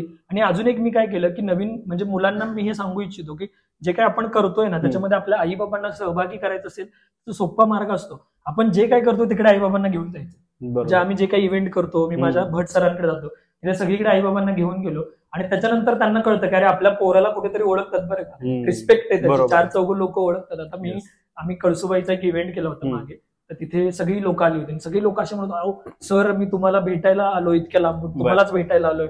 आणि तिथे, आणि माझ्या आईने सांगितलं, म्हणजे इंट्रोडक्शन देत असताना की नमस्कार मी संतोषची आई, सगळ्या लोकांनी टाळ्या वाजवल्या. मग तिला असं वाटलं अरे मुलग्याला ओळखतायत आई म्हणून. आणि मग आम्ही आमच्या बाबांचा सत्कार केला तिथे की अरे हा तुम्ही सपोर्ट केला पोराला. तर हे सगळं तुम्हाला आई बाबांना इन्क्लूड करायलाच पाहिजे, कारण त्यांचा तुम्हाला सपोर्ट मिळाला ना, मग तुमचं काम कुठे जातं. आणि तयार होतात, थोडा त्रास होतो पण तयार होतात. पण तुमची ही पण जबाबदारी आहे की तुम्ही त्यांना ते प्रूव्ह करून दाखवलं पाहिजे, नाही तर मग परत तुम्ही इकडचं ना धड राहताना तिकडचं धड. बरोबर आहे. आता हे सगळं तुम्ही जे काय काम करताय किंवा जे हे कमर्शियल लेवलला तुम्ही आणलं, तर मग तुम्हाला असं कधी वाटलं की आता आपण हे आपल्या पुरतं सगळ्या गोष्टी शिकून घेतल्या किंवा आपण हे आता अवलंबू शकलो, आहार पद्धती असेल किंवा आपलं ट्रेडिशन असेल, त्याचं ट्रेडिशनल फूड असेल, तर हे कमर्शियल लेवलला तुम्ही कधी आणलं आणि कसं आणलं? आणि त्यावेळेस अशी भीती नव्हती का की आज ट्रेडिशन बद्दल किंवा ट्रेडिशनल फूड बद्दल अवेअरनेस नाहीये, मग तुम्हाला काम करायचंय ते फक्त विकायचं काम नाही करायचंय किंवा पोहोचवायचं काम नाही करायचंय, तुम्हाला पहिल्यांदा अवेअरनेस क्रिएट करायचा आहे आणि मग तिथून सगळी गोष्टी होणार आहेत, तर ते कसं झालं नक्की? आता जेव्हा आम्ही वेगवेगळे वर्कशॉप घेतो, तुम्ही मिलेटच्या संदर्भात सांगितलं, प्रॉब्लेम काय झाला की हे तुम्ही सांगताय पण हे मिळणार कुठे? हम्म. आता मला पण ते खायचंय, मला रोजच्या आहारात ते पाहिजे, मग मी माझ्या एकट्यासाठी करायचं की सगळ्यांसाठी करायचं? आणि मला असं वाटलं की जेव्हा मी लोकांना सांगतो तुम्ही हे खा, तुम्ही असं खा, तर ती तुमची जबाबदारी होते की तुम्ही त्यांना ते उपलब्ध करून दिलं पाहिजे. कारण की असे भरपूर आहेत गोष्टी हो. जे सांगतात पण ते मिळणार कुठे, बरोबर. खात्रीशीर मिळणार कुठे? मग त्या अनुषंगाने जसं मी तुम्हाला सांगितलं की आम्ही लाडू तयार करायला हो. सुरुवात केली. आता नाचणीचा लाडू, बाजरीचा लाडू ह्याची समस्या काय होते, ती माणसं खात का नाहीत? कारण तो जेव्हा लाडू मी खातो ना माझ्या टाळूला चिकटतो इथे, मग खाल्ल्यानंतर अरे नाही बरोबर नाही, मग आपला गव्हाच्या रवाचाच लाडू चांगला. मग आम्ही त्याच्यावरती काही अभ्यास करायला सुरुवात केली, बरं. याच्यामध्ये डिंक टाकता येईल का, याला खुसखुशीत करता येईल का? मग ते खाल्ल्यानंतर आम्हाला लक्षात आलं की अरे लोकांना हे फार आवडायला लागले. मग नंतर माझा जो भाग आहे पाटण तालुका आणि जिथे आम्ही काम करतो जावळी तालुका, हे दोन्ही तालुके कोयना नदीने जोडलेले आहेत असं, आणि सह्याद्री आमच्याकडे प्रचंड पाऊस होतो आणि तिथे भाताच्या व्हरायटी खूप आहेत, मिलेट्सच्या व्हरायटी खूप आहेत. मी म्हणते ह्या जाती आपल्याकडे होत आहेत त्या लोकांपर्यंत पोहोचत नाहीयेत. मग आम्ही काय केलं की तिथले जे शेतकरी जे इंद्रायणी लावत होते त्या शेतकऱ्यांना म्हणालो तुम्हाला इंद्रायणी तांदळाचा जो भाव मिळतो ना तो भाव आम्ही तुम्हाला जुन्या वाहनांसाठी देतो, तुम्ही ही लावा. शेतकरी खुश झाले आणि ही आम्ही लोकांना असं ते प्रमोट करायला सुरुवात केली की ही देशी वाहन आहे. आता आम्ही असं नेहमी सांगतो, आम्ही म्हणजे ह्याला मार्केटिंग म्हणायचं की जागरूकता म्हणायचं, की तुम्ही डाळ करताय ना, ठीक आहे तुम्ही डाळ बनवा, आमची डाळ आणि बाजारातून मिळणारी डाळ एकाच वेळी शिजवायला ठेवा. ही डाळ पटकन शिजते का आमची डाळ पटकन शिजते? बरं, डाळ शिजताना सुगंध येतो हे पण लोकांना माहिती नाही, सुगंध मिळतच नाही हल्ली. आमची डाळ मिळताना तुम्हाला सुगंध येतो का? किंवा तुम्ही डाळ जेव्हा खाता त्याचं वरण खाता तेव्हा तुम्हाला 40 वर्षापूर्वी खाल्लेलं वरण आठवतं का? लोक म्हणतात हो तुमच्याकडचा भात खाल्ला ना, आम्हाला 40 वर्षापूर्वी खाल्लेला भात आवडतो. आणि आम्ही जेव्हा सुरुवात केलेली तेव्हा आमचं हेच होतं की ह्या सगळ्या ज्या जुन्या जाती आम्हाला संवर्धित करायच्या. रक्तशाळी तांदूळ असेल आमच्याकडचा, कृष्ण कमोद असेल, कोथिंबीर साळ असेल. कोथिंबीर साळ म्हणजे काय की ज्याचा वास कोथिंबीरी सारखा येतो त्याला कोथिंबीरचा, आंबेमोहर जात असेल, असे आपल्याकडे 18 प्रकारचे तांदूळ. मग याच्यावरती आम्ही काम करायला सुरुवात केली. आम्ही जेव्हा सोशल मीडियाला सुरुवात केली होती त्यामुळे पहिल्यांदा रक्तशाही तांदळाची ऍड म्हणण्यापेक्षा रील केली होती. तर सुरुवात अशी केली, ते रक्तासारखा लाल दिसणारा तांदूळ. म्हणजे आम्हाला आठवतं की आम्ही एका दिवसात 600 किलो तांदूळ विकला होतो. इतका तो व्हिडिओ एका दिवसात 1 मिलियन पर्यंत गेला. मग आम्हाला एक लक्षात आलं की अरे लोकांना हे हवंय आणि लोक पैसे द्यायला पण तयार आहे. बरोबर. आता गंमत काय, जेव्हा पैसे हा फॅक्टर येतो ना तेव्हा आम्ही लोकांना प्रूव्ह केलं की एखादी गोष्ट 180 रुपयाला का मिळते आणि तुम्हाला जो बाहेरच्या दुकानात तांदूळ मिळतो तो 50 रुपयाला का मिळतो. जेव्हा मी एक व्यावसायिक म्हणून विचार करतो तेव्हा मी असा विचार करतो की माझ्या प्रोडक्टची जी कॉस्ट आहे ती जर 50 रुपये असेल तर तुम्हाला 100 रुपयाला विकायलाच लागतो, कारण बाकीच्या हेड्स आहे. बरोबर. शेतकऱ्याच्या बाबतीत असं होतच नाही. आम्ही स्वतः एक अनालिसिस केला की एखादा शेतकरी जेव्हा तो भात विकतोय तेव्हा त्याला तो तांदूळ 100 रुपयाच्या खाली विकून जमणारच नाही, परवडणारच नाही. बरोबर. कारण त्याचे इकॉनॉमिक्स, त्याचा पगार, त्याच्या शेतीचं भाडं हे सगळं पकडलं तर मग तुम्हाला जो 55 रुपये किलोने तांदूळ मिळतोय तो कसा मिळतोय, तो त्या दर्जाचा आहे का? मग आम्ही सांगतो की अरे तुम्ही आमचा तांदूळ खाऊन बघा, जो तुम्ही बाजारात 5 किलो घेताय ना तितकाच आमचा तांदूळ तुम्हाला 1 किलो पुरणार आहे. कारण बाजारातल्या तांदळामध्ये न्यूट्रिशनच नाहीये. जर तो तांदूळ तुम्हाला 3 बाउल लागतो तर आमचा तांदूळ 1च बाउल लागणार आहे. बरं, चवीचं काय, त्याचे पैसे कोणी द्यायचे? चवीला पैसे नाहीयेत का? बरं, दुसरी गोष्ट की तुम्ही महिन्याला काहीतरी तुम्ही मेडिक्लेमसाठी पैसे भरताय. जर तुमचा 12,000 मेडिक्लेम असेल तर 1,000 रुपये महिन्याचे भरताय. मग ते चवीसाठी भरा, आरोग्यासाठी भरा. बरोबर. आणि आम्हाला हे लक्षात आलं की आमचे जे काही ग्राहक आहेत त्यांनी आम्हाला सांगितलं की अहो करोनामध्ये ना आमच्या घरात कोणी आजारीच नाही पडलं. म्हणजे काय की इम्युनिटी तयार झाली आणि इम्युनिटी तयार झाल्यानंतर तुमच्या डॉक्टरांचा खर्च वाढला. तुम्हाला पैसे आत्ता द्यायचे आहेत का डॉक्टरांना द्यायचे ते तुमचं तुम्ही ठरवा, असं आम्ही लोकांना सांगतो. आणि आम्ही म्हणतो सेंद्रिय खाणारे, नैसर्गिक खाणारी लोक त्यांचं नशीब असतं. तुमचं नशीब आहे का तर तुम्ही खा, जर नशीब नसेल तर तुम्हाला ते मिळणार नाही. त्यामुळे अशा पद्धतीने आम्ही त्याचा अवेअरनेस करायला सुरुवात केलो आणि 180 रुपये 200 रुपये जे काही केलोय त्याची व्हॅल्यू आम्ही लोकांना सांगतो की जेव्हा तुम्ही ते खर्च करताय तर तेव्हा तुम्हाला 200 रुपयाचं मिळतंय. डायरेक्ट आणि इनडायरेक्ट बेनिफिट. एक्झॅक्टली. आणि इनडायरेक्ट बेनिफिट म्हणजे काय, तर स्लोगन असा येतो की तुम्ही मिलेट खाल्लं ना तर नुसता शेतकऱ्याचा फायदा नाही तर पृथ्वीचा पण फायदा आहे. कारण की जेव्हा एखादी कंपनी CSR ऍक्टिव्हिटी करते तेव्हा ती धरणं बांधा किंवा बांध बंधारे करा, माती संवर्धित करा, झाडं लावा, याच्यासाठी पैसे घालवते. पण जेव्हा एखादा शेतकरी नैसर्गिक शेती करतो तेव्हा तो त्याच्या जमिनीमध्ये पाणी वाचवतो, त्याच्या मातीची क्वालिटी सुधारतो, त्याच्या बांधावरची झाडं ठेवतो, याचे पैसे त्याला कोणी द्यायचे. मग अशा पद्धतीने तुम्ही इनडायरेक्टली बेनिफिट करताय निसर्गाला आणि ती तुमची जबाबदारीच आहे. कारण शहरामध्ये राहून जेव्हा आपण कुठेतरी नुकसान करत असतो या गोष्टीचं तर तुम्ही अशा प्रकारे हे करता. आणि गंमत काय आहे की तुम्ही हे घेणं हे शेतकऱ्यावरती उपकार करण्यासारखं नाहीये, तर तुमची जबाबदारी आहे ते घेणं आणि शेतकऱ्याचे खरं आभार मानले पाहिजेत. आणि आमच्या ह्या सगळ्या शेतकऱ्यांना आम्ही असं वाटतं की हे जे करतायत हे असे काय फिलॉसॉफिकली इव्हॉल्ड शेतकरी, स्पिरिच्युअली इव्हॉल्ड आहेत, कारण हे कोणीच करत नाही. आपण म्हणतो की भारत माझा देश आणि सारे भारतीय बांधव आहेत, पण फवारणी करताना हा विचार येत नाही की बांधव आहेत म्हणून, पण हे शेतकरी त्यांच्या लक्षात आहे ही फिलॉसॉफी. मग त्या शेतकऱ्यांना त्याचा भाव मिळाला पाहिजे. बरोबर. अशा पद्धतीने आम्ही अवेअरनेस करत गेलो आणि त्या बऱ्याच लोकांपर्यंत पोहोचलो. सोशल मीडिया हा एक सगळ्यात महत्वाचा भाग आहे आणि तुम्ही आमचा इंटरव्ह्यू घेता ती पण एक महत्वाची की या मार्फत आम्ही अनेक लोकांपर्यंत पोहोचलो. आता आपण बोलतोय की ह्या गोष्टी ज्यावेळेस तुम्ही तुमच्या वेबसाईटच्या माध्यमातून म्हणा किंवा सोशल मीडियाच्या माध्यमातून लोकांपर्यंत पोहोचवताय आणि विकताय, पण बऱ्याचदा प्रॉब्लेम काय येतो की ज्यावेळेस एखादं चांगलं काहीतरी असतं तर त्याची क्वांटिटी संपल्यानंतर मार्केटमध्ये आपल्याला ना म्हणणं किंवा नाही म्हणणं किंवा उपलब्ध नाही म्हणणं हे बऱ्याचदा व्यावसायिक लोकांना अवघड जातं. बरोबर. मग तुम्ही त्यामधून कसा मार्ग शोधला? आता आम्ही जेव्हा सुरुवात केली होती तेव्हा आमचं असंच ठरलं होतं की व्यवसाय कशासाठी करायचा. आमचे काही इकॉनॉमिकल गोल्स होते की आपल्याला जगण्यासाठी इतके इतके पैसे लागतात ते आपल्याला हे करायचे, कारण कसे हजारो ख्वाहिशी ऐसी की हर ख्वाहिश पे दम निकले. तुम्हाला ते किती पैसे कमवायचे, तुमचा टर्नओव्हर 2 करोड झाला, 5 करोड झाला, तो 10 करोड होणार आहे. गावाला येण्याचं आमचं ध्येय होतं की आपल्याला सुशेगात जगायचंय, छान जगायचं. तर मग जेव्हा आमच्याकडे प्रोडक्ट एखादा संपतो तेव्हा आम्ही सांगतो की आमच्याकडे तो अवेलेबल नाहीये, कारण सोपं आमची फिलॉसॉफी की स्मॉल इज ब्युटिफुल. जेव्हा तुमची एंटरप्राइजेस छोटी असते तेव्हा तुमच्याकडे लोकांना जे तुम्हाला द्यायचंय त्याचे हे पण कमी कमी होत जातात, म्हणजे कन्स्ट्रेंट होतात, त्याला हे बसते. तर हे करत असताना आम्हाला लक्षात आलं की एखादी गोष्ट आपल्याकडे संपली ना तर नाही असं सांगायचं, कारण की परत जर तुम्ही नाही सांगितलं नाही आणि अजून कुठून तरी दिलं तर ठीक आहे, तुम्ही लोकांना कस्टमरला द्याल, दुसरं त्याला हे लक्षात येणार की हे काहीतरी बदलय बरं, याच्यात काहीतरी बेस आहे. कारण की हे जे खाणारा जो ग्राहक असतो तो चोखंदळ ग्राहक असतो, त्याला सगळं माहिती असतं की ह्याची चव कशी असते, गावरान म्हणजे काय, दिसतं कसं. तर ह्या सगळ्या बाबतीमध्ये आम्ही स्वतःला हे करायला कन्स्ट्रेंट करायला सुरुवात केली. नाही म्हणजे नाही, आणि आपल्या प्रत्येक गोष्टीचे शेतकरी ठरलेले. म्हणजे आम्ही हे करतो की आमची डाळ कुठून येते, कुठल्या शेतातून येते, इथपर्यंत आम्ही सगळी तुम्हाला माहिती देऊ शकतो. संपलं की पुढच्या वर्षी मिळणार किंवा अजून जेव्हा त्या शेतकऱ्याकडे अवेलेबल होईल तसं मिळणार. त्यामुळे हा प्रॉब्लेम सगळ्या याच्यामध्ये येतो. आता तुम्हाला एक व्यावसायिक म्हणून ठरवायचं असतं की तुम्हाला ते कसं करायचं. बरोबर. आणि हे सगळं जे करतोय आपण की छान आपल्याला शांत झोप लागावी म्हणून, जर आपण काही भेसळ केली तर आपल्याला झोप नाही लागणार, एथिक्स पाहिजे. अगदीच. आता हे तुम्ही बोलता बोलता एक सांगितलं की तुमचे शेतकरी आहेत त्यांना तुम्ही अगदी आता ज्या लेटेस्ट व्हरायटीजचा असेल किंवा ज्या ट्रेंडिंगला व्हरायटीज आहेत त्यानुसार तुम्ही रेट देता, पण हे शेतकरी इतक्या सहजासहजी तयार होत नसतील ना. मग त्यांना तयार करताना तुम्हाला हर्डल्स काय येतं की देशी बियाणं लावा म्हणा किंवा रसायनांचा वापर करू नका म्हणा, ह्या सगळ्या गोष्टींसाठी तयार करताना काय हर्डल्स येतात? आता याच्यामध्ये ना मला 2 अनुभव आले. एक तर आम्ही जेव्हा विचार केला होता तेव्हा आम्ही असा विचार केला होता की आपण कुठल्या शेतकऱ्याला जाऊन हे नाही सांगायचं की तू नैसर्गिक शेती कर किंवा सेंद्रिय शेती कर. मगाशी जो अन्नदाताचा उल्लेख केला त्याच्यामध्ये माझं जे काम होतं ते असं होतं की अशा वेगवेगळ्या शेतकऱ्यांकडे जाणं, त्यांची जमीन बघणं की खरंच ते सेंद्रिय पद्धतीने शेती करतायत का, आणि जर ते तसं करत नसतील किंवा तपासणं. म्हणजे सोपे हे असतात की बांधावरती झाडं आहेत का, माती कशी आहे, पिकांमध्ये विविधता आहे का, एकाच ठिकाणी 12 प्रकारची पिकं लावली आहेत का.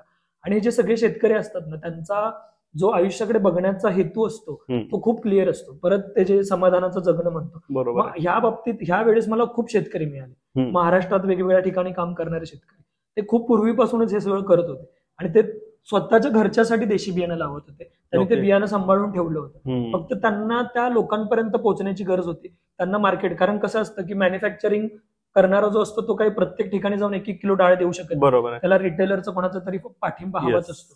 पण दुसरी एक बाब होती की त्या शेतकऱ्यांना तुम्हाला सारखं सांगायला लागतं हे देशीच बियाणं वापरा किंवा हे बियाणं वापरताना संकरित बियाणं नसेल ना याची काळजी घ्या. तर शेतकरी तयार न होण्याचं मुख्य कारण काय असतं, भातामध्ये आम्हाला जाणवलं ज्या जुन्या भाताच्या जाती आहेत त्या खूप उंच वाढतात, 6 फूट 7 फूट 8 फूट. आणि पहिलं काय व्हायचं की पावसाची जी वारंवारता होती किंवा पावसाचा जे ऍव्हरेज होता तो व्यवस्थित पडायचा. बरोबर. म्हणजे 60 दिवसाचा पीक होता ज्याला 60-60 म्हणतात, 80 दिवसाचा भात होता, 120 दिवसाचा होता, 150 दिवसाचा होता. आणि जेव्हा त्याची हार्वेस्टिंग व्हायची तेव्हा पाऊस थांबायचा त्या एरियानुसार. आता ते काय झालं, आता ते चित्र पूर्ण बदललं. म्हणजे भात काढणीवर आलेला असतो आणि पाऊस पडतो आणि सगळं पडतं, किंवा 8-8 फूट उंच लोंबे असतात आणि काढणीच्या वेळेस वारा आला तर ते सगळं पडून जातं. आणि ते करणं शेतकऱ्याला अवघड होतं, म्हणून शेतकरी देशी करायला जमत नाही. पण आता जे काही शेतकरी आमच्या परिचयाचे आहेत त्यांचं करण्याचं मागचं कारण सगळ्यात मोठं म्हणजे त्यांना घरी खायचंय. बरोबर आहे. त्यांना घरी खायचं म्हणून त्यांना पिकवायचंय. दुसरी गोष्ट, त्यांनी लहानपणापासून हे बियाणं खाल्लंय, त्यांची इच्छा नाहीये की हे बियाणं नाश व्हावं, आणि हे बियाणं ते पूर्वापारपासून जपत आले. आणि मग हे करताना जेव्हा आम्ही साडीला, म्हणजे भाताच्या साडीलाच 80 रुपयाचा भाव देतो, कारण की 1 किलो भाताच्या साडीपासून फक्त 40 ते 50% भात निघतो. म्हणजे जर मी साड 50 रुपयाला घेतली तर मला शेतकऱ्याला 100 रुपये भाताला द्यायचे. बरोबर. म्हणजे आमच्याकडे काही असे व्हरायटी आहेत ज्याचे आम्ही शेतकऱ्याला 120 रुपये देतो. मग त्या शेतकऱ्याला वाटतं अरे नाही, पैसे पण आपले हे होते. आणि दुसरा अजून फायदा की जेव्हा देशी बियाणं वापरता ना तुम्ही तेव्हा तुम्हाला त्यातलं पाणी, तिथली खतं याचा वापर खूप कमी करावा लागतो. म्हणजे बरोबर. नगण्यच वापरावाच लागत नाही. आता याची पालघर मधली तुम्हाला एक गोष्ट सांगतो. म्हणजे काय मोनोपोली असते. Yes. एक गाव आहे पालघरमध्ये, म्हणजे अजूनही त्या भागात तिथे खूप तांदळाच्या जाती होत होत्या. बर. तर तिथे एक बाहेरची ही कंपनी ज्यांनी शेतकऱ्यांना पहिल्या वर्षी बियाणं, खतं, कीटकनाशक सगळं द्यायला सुरुवात केली मोफत. शेतकऱ्यांनी लावलं आणि तेव्हा ऑर्गॅनिक मॅटर खूप चांगलं होतं. याचा अर्थ तुम्ही जमिनीत काही टाका खूप छान, बरोबर आहे. त्यात तुम्ही युरिया टाकला तर अजून छान येणार, कारण मॅटर खूप चांगलं आहे. म्हणजे काय होतंय की तुम्ही ऑलरेडी तुमची बॉडी चांगली आहे, तुम्ही टॉनिक पिताय, मग तुमची बॉडी एकदम तब्येतवान होणार. तेच शेती झालं. शेतकरी म्हटलं अरे जबरदस्त पीक येते. दुसऱ्या वर्षी पण तेच झालं. तिसऱ्या वर्षी यांनी काय केलं की बियाणं, खतं द्यायला सुरुवात केली, कीटकनाशक पैसे द्यायचे तुम्ही. चौथ्या वर्षी काय झालं की बियाणं दिली पण खताने कीटकनाशकांचे पैसे द्यायचे. पाचव्या वर्षी तुम्ही आता सगळंच विकत घ्यायचं, काही फ्री मिळणार. बरोबर आहे. तोपर्यंत सगळी बियाणं नष्ट झाली, जुनी बियाणं. शेतकऱ्यांना काय करायला लागलं की त्या बियाणांवरतीच अवलंबून राहिलं. आणि आता जगातल्या फक्त 2-3 अशा कंपन्या आहेत ज्यांच्याकडे सगळ्या बियाणांचं वर्चस्व. आणि जर समजा अजून काही बियाणांचं वर्चस्व आलं तर तुम्ही तुमच्या शेतामध्ये ही जात लावली आणि जर त्यांची परवानगी न घेता तुम्ही लावली तर ते तुमच्यावरती केस पण करू शकतात. म्हणजे ह्या परिस्थितीकडे गेलेले. म्हणून ह्या शेतकऱ्यांनी स्वतःचं बियाणं लावून त्याचं पेटेंट करणं आता सरकारने सुरू केलं की हा जो आंबेमोहर माझा तांदूळ आहे हा 50 वर्षापासून मी करतोय, 50 वर्षापासूनचं माझं पेटेंट होतं माझं. ते पेटेंट झाल्यामुळे कोणाला त्याच्यावरती क्लेम करता येईल. म्हणजे अमेरिकेने सांगितलं ना की हळदीवरती हळद जखम झाल्यानंतर हळद लावली की छान होतं, बरं होतं, हा आमचा शोध आहे, असं अमेरिकेने आपल्यावरती केलं. पण कितीतरी वर्ष आपण भांडत होतो तेव्हा आपल्याला लक्षात आलं की नाही, त्यांनी मान्य केलं की भारताने केलं. मग गव्हर्नमेंटने नंतर असं केलं की नाही आता आपण वही करायला सुरुवात करूया. त्याला पीबीआर म्हणतात, पीपल बायोडायव्हर्सिटी रजिस्टर. त्याच्यामध्ये सगळी माहिती नोंदवायची.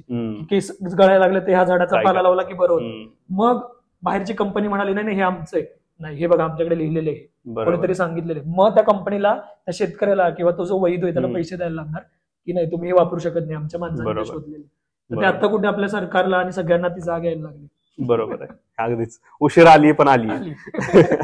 पीआयपी ऍग्रोच्या माध्यमातून तुम्ही आता बरीचशी उत्पादनं विकताय, तर त्याबद्दल पण आम्हाला थोडीशी माहिती द्या आणि त्यासोबतच पीआयपी हेच नाव का हे पण आम्हाला जाणून घ्यायचं. आता पीआयपी म्हणजे आम्ही नाव शोधत होतो काय द्यायचं.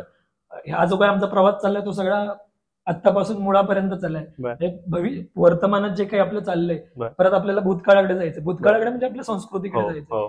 तर माझा लहान भाऊ आहे, त्याने सांगितलं की आपण पीआयपी म्हणजे पास्ट इन प्रेझेंट ऍग्रो असं आपण ठेवूया की वर्तमानात आपला भूतकाळ आहे असं आम्ही ते नाव ठेवलं. आणि आपलं पीआयपी ऍग्रो मध्ये जे काही उत्पादन आहे त्याच्यामध्ये मुख्य मगाशी मी सांगितलं आपल्या देशी गोष्टींवरती हे म्हणजे आपल्याकडे डाळी असतील, कडधान्य असतील, मिलेट्स असतील. आता ज्वारीच्या जाती आपल्याकडे आहेत. आता प्रत्येक भागानुसार ज्वारीची जात वेगळी. म्हणजे तुम्ही साताऱ्यात गेलात तर दगडी, तुम्ही सोलापूरला आला तर मालदांडी, नगर भागात आला तर बेंद्री. तर ज्वारीच्या जाती किती होत्या आपल्या महाराष्ट्रात, भारतातच जोडा 26,000. बापरे. माहितीये कोणाला? पिवळी ज्वारी, लाल ज्वारी, पापडासाठीची वेगळी, पेजेसाठीची वेगळी, भाकरीसाठीची वेगळी, कडब्यासाठीची वेगळी, घराला छप्पर लावायचंय त्याच्यासाठीची वेगळी. म्हणजे एवढ्या जाती होत्या. आम्ही म्हटलं नाही याच्यातल्या आपल्याकडे 5 तरी ठेवता येत आहेत. मग आम्ही त्या शेतकऱ्यांना परत त्याचं बियाणं द्यायला सुरुवात केली. आणि ह्या काही ज्वारी, बाजरी, नाचणी म्हणजे महाराष्ट्राचा आपण विचार केला जास्तीत जास्त, आपलं मुख्य अन्न ज्वारी, बाजरी, नाचणी आणि त्याच्यानंतर तांदूळ. आणि म्हणून मग आम्ही ह्याचे काही व्हॅल्युएडेड प्रोडक्ट करायला सुरुवात केली. म्हणजे ज्वारीचा लाडू, नाचणीचा लाडू, ज्वारीचा खाकरा, ज्वारीचे नूडल्स, ज्वारीचा पास्ता. परत आम्ही सांगतो की हे खायचंय का तुम्हाला तर खा, पण पहिल्यांदा रॉ खा. जर तुम्हाला रॉ खाऊन पण तुमच्या मुलांना इकडे वळवायचंय, लहान मुलं खात नाहीत, आपण अशी तक्रार करतो की भाकरी वगैरे काही खात नाही, मग त्यांच्यासाठी तुम्ही लाडू, बिस्किट किंवा पास्ता घ्या. पण आम्हाला एक लक्षात आलं ना की लहान मुलं हे खूप आवडीने खातात. आई वडील कंटाळा करतात भाकरी करून द्यायचं. लहान मुलांना भाकरी आवडते, मोठ्यांना आवडत नाही, मोठ्यांचे चोचले झाले, पण लहान मुलं खातात. अशी आमच्याकडे प्रोडक्ट रेंज आहे. मग त्याच्यामध्ये अगदी लाकडी खाण्याच्या तेलापासून सगळं. आता आमचा व्यवसाय जेव्हा खूप खेड्यामध्ये आम्ही व्यवसाय करतोय तेव्हा त्या ग्राहकाला आमच्याकडे धरून ठेवणं, त्यासाठी आम्ही सगळ्या प्रोडक्टची रेंज ठेवली की तुम्ही आमच्याकडे आलात ना तर तुमच्या घरात किराणामध्ये काय काय लागणार आहे, तेलापासून, तुपापासून, साखरेपासून, तांदळापर्यंत, तर तुम्ही आमच्या एकाच ठिकाणाहून घ्या. ग्राहकाला ते सोपं पण पडतं की एका ठिकाणून घेतलं. त्यामुळे अशी सगळी आम्ही प्रोडक्ट रेंज डेव्हलप केली. ग्रेट. आता हे सगळं करत असताना मला तुम्हाला एक विचारायचं की तुम्ही बोलता बोलता मग अशा मला सांगितलं तुपाबद्दलची माहिती, पण माझ्या माहितीप्रमाणे मध आणि तूप या गोष्टीमध्ये एक गोष्ट कॉमन आहे की या दोन्हीत पण भेसळ सगळ्यात जास्त प्रमाणात खूप जास्त. आणि मग आत्ताची जी पिढी आहे किंवा आत्ताचे जे कस्टमर आपण म्हणतो तर ती ही भेसळ ओळखू शकतात का? हो, आता त्याच्यामध्ये काही सोपे मेथड आहेत. आता काय होतं, मध आणि तुपामध्ये भेसळ करण्याचं सगळ्यात मोठं कारण की त्याचं जी मार्केट व्हॅल्यू आहे ती खूप जास्त आहे आणि त्याच्यातली भेसळ आहे ना सहजासहजी ओळखता पण येत नाही. आता याच्यामध्ये भेसळ करण्याचं मुख्य कारण काय मला वाटतं की कस्टमर जो असतो ना तो एंडला सगळ्यात जास्त आहे की तो म्हणतो बाजारात 500 रुपये लिटरने पण तूप मिळते आणि 3000 रुपये लिटरने मिळते, मी कुठलं घ्यायचं? 500 रुपये लिटरचं मी घेतो का?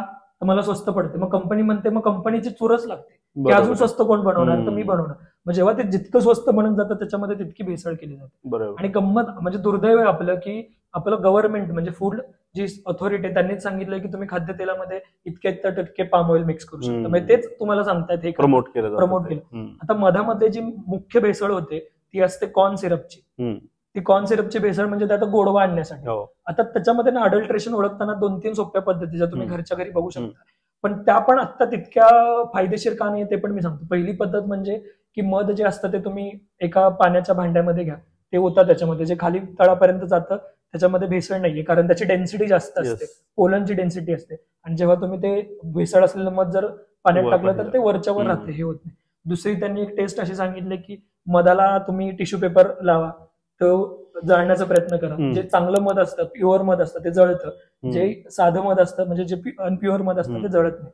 तिसरी एक आहे की कुठल्याही याच्यावरती मध घ्या म्हणजे टिश्यू पेपरवरती, त्याला असं प्रेस करून बघा, जर त्याचा मार्क तयार नाही झाला तर ते प्युअर मध आहे, जर त्याचा मार्क तयार झाला तर ते प्युअर मध नाही. हे मधाच्या बाबतीत करता येतं. पण आता गंमत काय होते की जे काही शेतामध्ये हे लावलेले असतात, बॉक्स लावलेले असतात मधाचे, तर त्याला पावसाळ्यामध्ये किंवा जेव्हा फुलं नाहीयेत, पोलन्स नाहीयेत निसर्गामध्ये, त्याला फिडिंग करावी लागते शुगरची, कारण की त्या मधमाशा पळून जाणार. तर त्याच्यामुळे पण ही टेस्ट करणं अवघड होतं. पण मधाच्या टेस्टच्या बाबतीत काय असतं, अजून एक त्याचं हे काय असतं की जो कुठलाही ओरिजिनल मध आहे ना तो क्रिस्टलाईन होतो, हिवाळ्यामध्ये तो गोठतो, त्याच्या साखरेसारखे हे तयार होतात.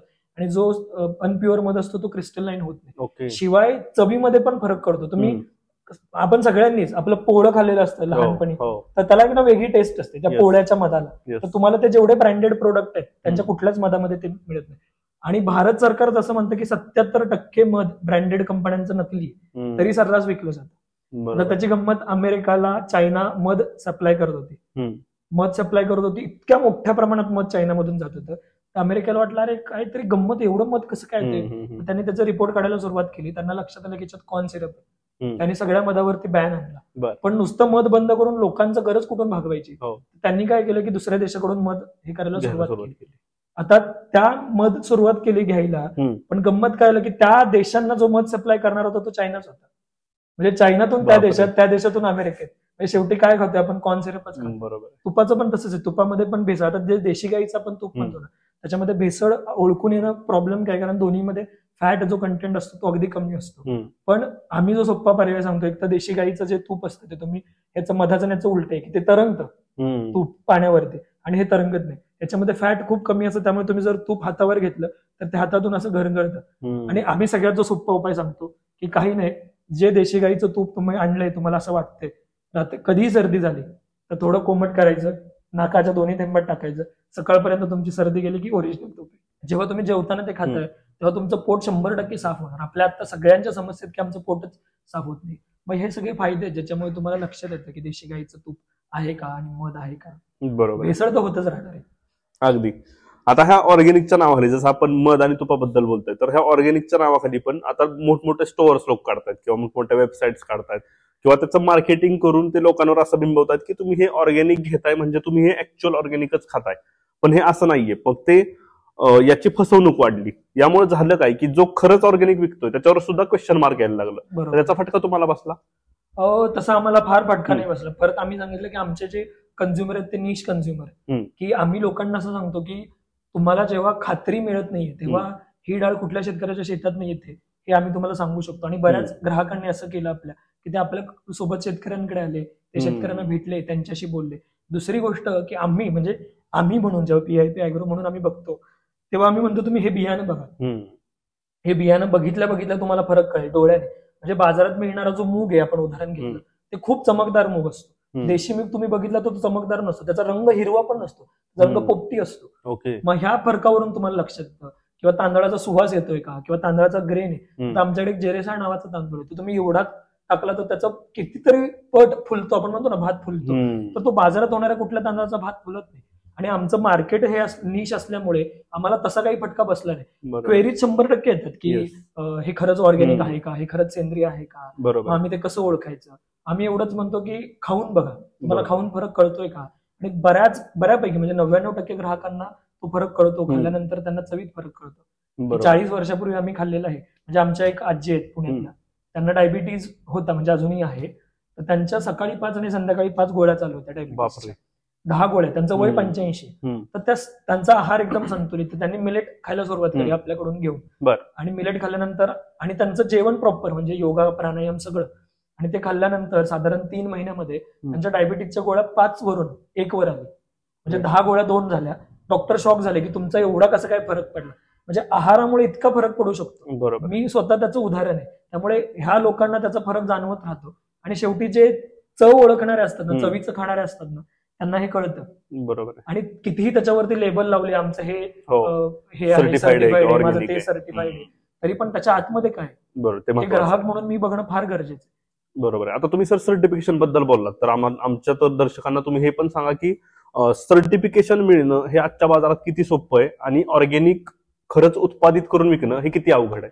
आता सर्टिफिकेशनचं कसं आहे की सर्टिफिकेशन ही जी पॉलिसी आली गव्हर्नमेंटने, ते काढण्यामागचं मुख्य कारण होतं की कोणी उठून म्हणू नये की माझं ऑर्गॅनिक आहे. बरोबर. कारण काय होतं, जेव्हा मी ऑर्गॅनिक असं म्हणतो तेव्हा कुठेतरी असं होतं हे महाग आहे, हे प्राईम किमतीला जाणार आहे. मग मी मार्केटमध्ये मिळणारी डाळ विकून पॅक केली आणि म्हटलं ऑर्गॅनिक आहे, तर मी ती प्राईम किमतीला विकू शकतो असं होतं. म्हणून गव्हर्नमेंटने याच्यावरती काही रेग्युलेशन्स आणले की तुमच्याकडे हे सर्टिफिकेशन पाहिजे, ते सर्टिफिकेशन पाहिजे.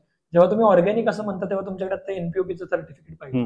ते एनपीओपीचं सर्टिफिकेट मिळणं ही खूप मोठी प्रक्रिया आहे. आता ह्या सगळ्या बाकी एनपीओपी सोडून बाकी ज्या काही एजन्सी आहेत सर्टिफिकेशनच्या, त्याच्यामध्ये पण खूप भ्रष्टाचार व्हायला की पैसे देऊन पण तुम्हाला सर्टिफिकेट मिळते का, मग नक्की विश्वास कसा ठेवायचा याच्यावर. ह्या लोकांमध्ये गोंधळ निर्माण झाला. आता आम्ही काय करतो, आम्ही जेव्हा लोकांना सांगितलं की नाही आमच्या शेतकऱ्यांकडे काही सर्टिफिकेट आहेत, परत लोकांचा हा प्रश्न येतो की अरे नाही तुम्हाला खात्री आहे ना, जे सर्टिफिकेशन असेल तरी लोक हा प्रश्न विचारायला लागले. कारण ग्राहकांना पण माहिती पडले की ऑर्गॅनिकच्या नावाखाली, सर्टिफिकेशनच्या नावाखाली खूप भ्रष्टाचार चालू आहे आणि भ्रष्टाचार पैसे चांगले देऊन सुद्धा आम्हाला चांगला प्रोडक्ट मिळत नाही. मग ह्या सगळ्याचा विचार करत असताना परत जसा माझा फॅमिली डॉक्टर असतो तसा माझा फॅमिली फार्मर पाहिजे. मला माझ्या ताटामध्ये जे येणारं अन्न आहे, गहू आहे, तांदूळ आहे, ज्वारी, कुठल्या शेतकऱ्याकडून येते हे माहिती असायला पाहिजे. आणि ते तेव्हाच माहिती होतं जेव्हा तुम्ही थोडे कष्ट घ्याल. आपण आपल्या जेवणाला इतकं अनप्रायोरिटाईज केलंय की म्हणजे पोटाला आपण गटार समजले आणि काही टाकतोय आपण. म्हणजे आपल्याकडे अन्न हे पूर्ण ब्रह्म आपण म्हणत होतो ते आपण विसरून गेलो. आणि जर आपण ते म्हणतोय तर आपण त्याच्यासाठी वेळ दिला पाहिजे. आपण घरातल्यांनी मिळून प्लॅन केलं पाहिजे की आपल्याला कुठून मागवायचं, काय मागवायचंय. कारण प्रॉब्लेम काय झाला आहे की रिजनल, सिजनल आणि ओरिजिनल विसरून गेलो आपण. माझ्या घरामध्ये येणारी जी डाळ होती, माझी आजी माझ्या शेतात येणारा जायची बाजारात, ते विकायची. तो घेणारा जो माणूस होता तो फार 50 किलोमीटर वरून आलेला होता आणि माझी आजी काय घेऊन यायची, साखर आणि साबण. तर त्या रिजन मध्ये ते सगळं मिळत होतं. आता काय होतंय की मला काश्मीरची सफरचंद पण खायची आहेत, मला केरळचा नारळ पण खायचा आहे, मला ऑस्ट्रेलियाचा, कॅलिफोर्नियाचा बदाम पण खायचंय. गरज आहे का? नाहीये गरज. पण जर ते मी रिजनल, सिजनल, ओरिजिनल करत गेलो तर मी ते जाणार आहे. म्हणजे ही एक त्रिसूत्री आहे. त्रिसूत्री. मग मी चपाती खायची आहे का? तर मला असं वाटतं महाराष्ट्रातल्या माणसांनी चपाती खायची गरजच नाही. चपाती कोणी खायची तर उत्तर प्रदेशला माणसांनी, कारण तिथे ती होते. जे यमुना गंगेचं खोर आहे ती सुपीक जमीन आहे आणि त्या सुपीक जमिनीतच गहू होतो. तुम्हाला पण आठवत असेल, आपण लहानपणी चपाती कधी खायचो? सोमवारच्या उपवासाला रात्री फक्त. कोणाच्याच डब्यामध्ये चपाती नसायची. आणि गंमत काय झालंय की जे भाकरी, बाजरी, नाचणी हे गरिबांचं अन्न होतं म्हणून आपल्याला सगळे हिनवत होते, ते आता सगळे शहरातली लोक ते खातायत फॅशन म्हणून आणि आरोग्य म्हणून. त्यांना कळालंय ह्याच्या मागचा फायदा. अगदी सेलिब्रिटी सुद्धा, मोठे मोठे क्रिकेटर सुद्धा खातात ज्वारी, बाजरी, नाचणी. आणि आपले शेतकरी रेशनवरचा गहू खातात. आणि म्हणून गावामध्ये परत शेतकऱ्यांना पण डायबिटीज आहे. आणि आपल्याला आणि शहरातली माणसं आता छान व्हायला लागली, त्यांना कळालंय की ज्वारी, बाजरी मागचा काय फायदा. तर त्या रिजननुसार तुम्ही खाल्लं पाहिजे. जर पुण्यामध्ये असाल तर तुम्ही ज्वारीचीच भाकरी खाल्ली पाहिजे. तुम्ही तेल वापरलं पाहिजे तर शेंगदाण्याचंच वापरलं पाहिजे. म्हणजे आपली संस्कृतीचं जेव्हा आपण म्हणालो ना, तुम्हाला मी आपली जी मेथकूट माहिती पुण्यामध्ये फेमस आहे, सगळीकडे फेमस आहे. आता कोकणात जर जाल ना तुम्ही, त्या मेथकुटाच्या रेसिपीमध्ये तांदूळ जास्त आहे. तुम्ही पुण्यात किंवा साताऱ्यात आलात तर त्यात तांदूळ कमी होतो. आणि तुम्ही नाशिक आणि विदर्भाकडे गेलात तर त्या मेथकुटामध्ये डाळी खूप जास्त आहे. म्हणजे काय की कोकणात तांदूळ जास्त होतो म्हणून त्या रेसिपीमध्ये तांदूळ, आणि विदर्भात डाळी जास्त होतात म्हणून डाळी. इतकं डायव्हर्स आहे आपलं सगळं, आणि आपण ते सगळं विसरलो. एक्झॅक्टली. आता तुम्ही बोलता बोललात की तुमचे जे कस्टमर आहेत त्यांना डायबिटीस होता आणि त्यांच्या गोळ्या कमी झाल्यात. तर अशाच काही तुमच्याकडे प्रतिक्रिया असतील की ज्या तुम्ही आमच्यासोबत आज शेअर करू शकता, तर त्या काय आहेत आणि काय प्रिशियस होत्या त्या? खूप जास्त. पहिली तर एक सारखी कमेंट येत असते की आम्ही लहानपणी खाल्लेला तांदूळ आहे, किंवा हा तांदूळ शिजवल्यानंतर घरभर वास पसरला, किंवा दादा माझी मुलं आता आवडीने खायला लागली, म्हणजे ज्यांच्या घरी नाचणी ज्वारी बाजरी खात नव्हते ती सगळी मुलं ही सगळी आवडीने खायला लागली. वजनाच्या बाबतीत आता मिलेट, जे इंटरनॅशनल मिलेट इयर होतं, म्हणजे आपल्या भारतामध्ये भारत हा डायबिटीज, ब्लड प्रेशर आणि कॅन्सरचा हब झाला. तर ज्यांना आता पद्मश्री मिळाला, डॉक्टर खादरवली, त्यांनी याच्यावरती अभ्यास केला की तुम्हाला ब्लड प्रेशर असेल तर कोडो नावाचं मिलेट खा, तुम्हाला डायबिटीज असेल तर राळा खा, तुम्हाला फायबर संदर्भात प्रॉब्लेम्स असतील पोटाच्या तर तुम्ही ब्राऊन टॉप मिलेट खाल्लं पाहिजे. मग आता हे लोकांपर्यंत आम्ही वेगवेगळे सेशन्स घेऊन अवेअरनेस करायला लागलो, आणि त्या ह्याच्यासाठी लोकांनी तिथे खायला सुरुवात केली. ते खाल्ल्यानंतर त्यांना हे लक्षात आलं, म्हणजे क्लिनिकली, की जेव्हा तुम्ही तुमच्या रक्तामधली साखर जी जास्त प्रमाणामध्ये होते, तर तुम्ही जेव्हा मिलेट खाता त्याच्यानंतर ती रक्तातली साखर संतुलित व्हायला सुरुवात झाली. कमी म्हणणं चुकीचं आहे, संतुलित म्हणणं, कारण सगळं आपल्याला संतुलित प्रमाणात व्हायला पाहिजे. आणि हे आम्हाला खूप जास्त पद्धतीने कळलं. अनेक लोकांकडून हे फीडबॅक यायला लागले की तुमचे हे खाल्ल्यानंतर आम्हाला छान वाटतंय, लहानपणीचं खाल्ल्यासारखं वाटतंय, किंवा बाजारात तुमच्यासारखे प्रोडक्टच मिळत नाहीये. म्हणजे आम्हाला आता महाराष्ट्राच्या बाहेरून सुद्धा खूप ऑर्डर्स येत असतात की अहो हे असं कुठेच मिळत नाही. मग ह्या सगळ्या गोष्टी कळल्यानंतर मजा यायला लागली काम करायला. मग ते अजून हुरूप आला की आपण अजून लोकांपर्यंत वेगवेगळ्या जाती द्यायला सुरुवात करूयात का, वेगवेगळी कडधान्य, वेगवेगळ्या डाळी द्यायला सुरुवात.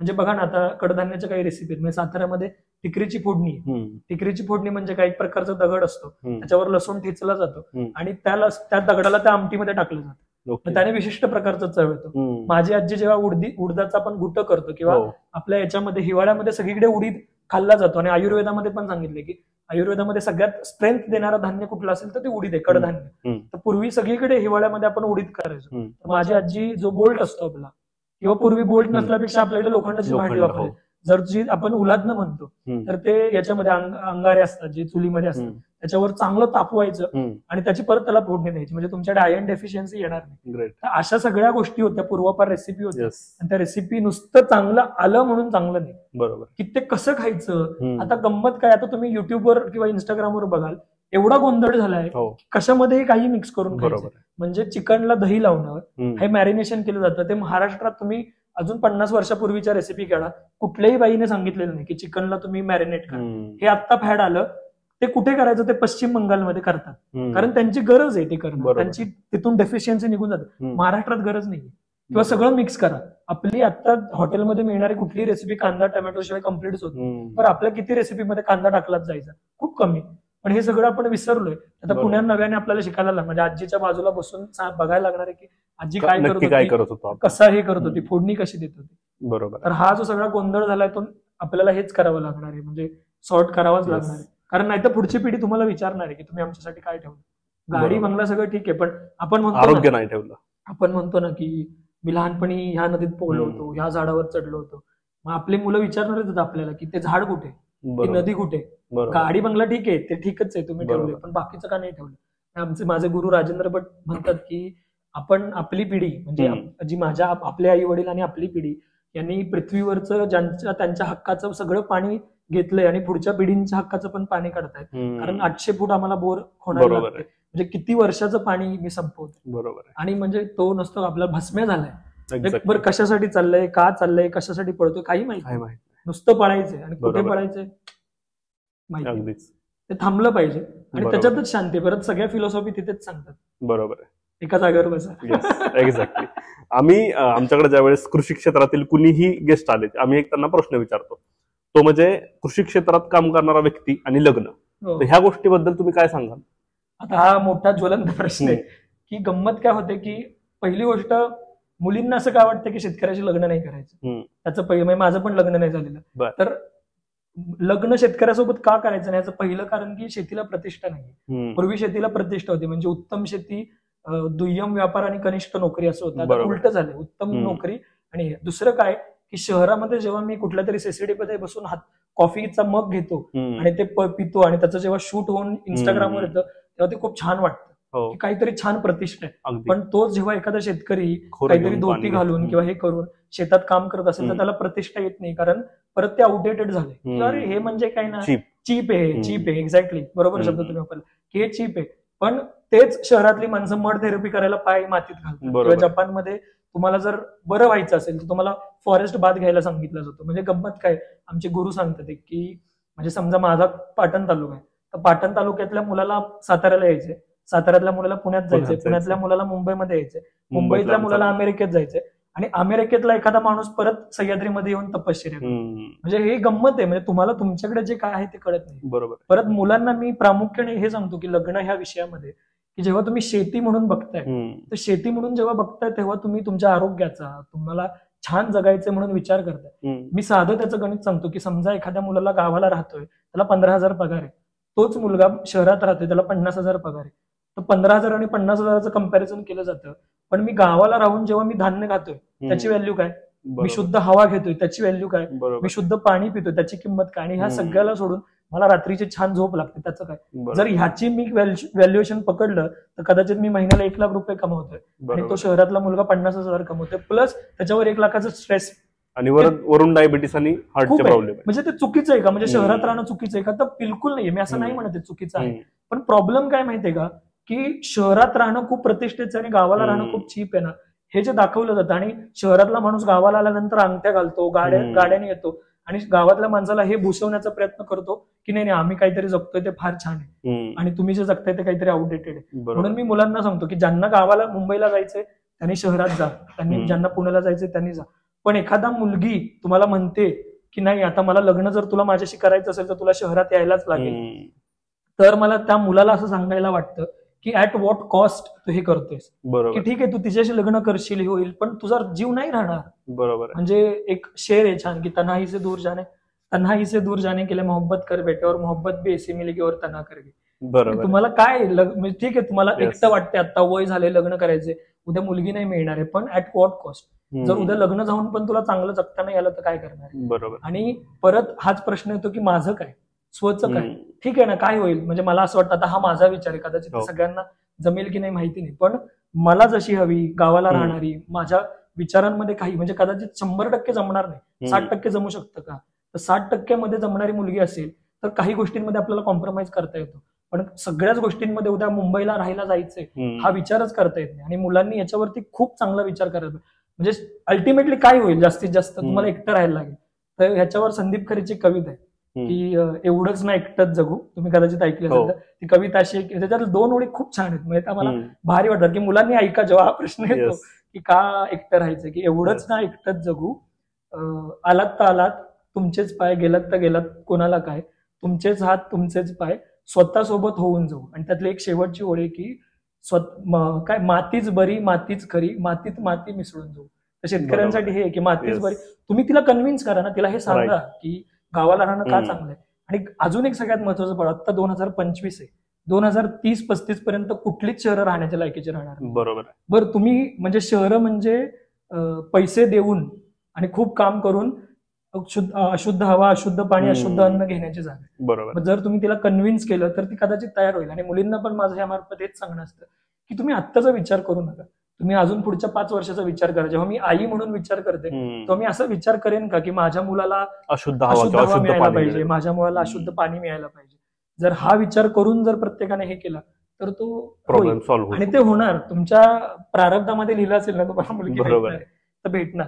कॉम्प्रोमाइज, व्हॅल्यूज वरती कॉम्प्रोमाइज करू नका. येस, असा आहे तो प्रश्न आहे ज्वलंत. येस, नक्कीच. आज तुम्ही तुमच्या PIP ऍग्रो बद्दल आणि ओव्हरऑल माणसाचा आहार माणसासाठी किती महत्वाचा आहे, त्यासोबत निसर्ग किती ताकदवान आहे, या सगळ्याच गोष्टी आज तुम्ही आमच्यासोबत शेअर केल्यात, आमच्या ऑडियन्सला, आमच्या दर्शकांना सांगितल्यात आणि तुमचा बहुमूल्य वेळ आम्हाला दिलात त्याबद्दल टू कटिंग पॉडकास्ट कडून धन्यवाद. खूप धन्यवाद. येस.